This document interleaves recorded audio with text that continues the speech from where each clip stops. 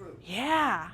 Yeah. Now you're going to start questioning the media. Everything else. Yeah. Because it was especially that newspaper. Yes, especially that newspaper. But yeah, you're definitely going to start questioning. You might feel embarrassed that you fell for it, you know? And that's kind of how a hoax works, is that it's meant to embarrass someone into changing their views, right? Sort of shame them into changing their views. And in that sense, it goes back to those medieval, like, put them in the stocks kind of punishments, right? Except instead of it being criminal, it's sort of a civil, ideological. I don't like what you think, so I'm going to make a fool of you, and then maybe I can get you to think my way. And that's how a hoax works. It kind of creates this antagonism between the writer and the reader, which is usually not what you want, right? When you want people buying what you write, you're not trying to have an antagonistic relationship to them. So hoaxes are really interesting in that way. And it does. It would erode the credibility of the press.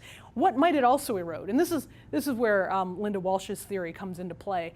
She suggests that one of the things happening in this period, and we talked about how photography and telegraphy are like right on the horizon, just a few years down the road. There's a lot of scientific inquiry and discovery and invention happening in this period, that it might have been change that was happening too fast for people. And so this could be one response to new scientific ways of knowing that were superseding things like, you know, for example, your farmer's almanac, right, is very swiftly going to be replaced by telegraph-powered weather forecasts, where we realized for the first time that weather moves in patterns, you know, over a large scale. But we never even knew that until we had instantaneous communication to be able to say, oh, it's raining here. Wait, it's raining here now. Wait, it's raining here now.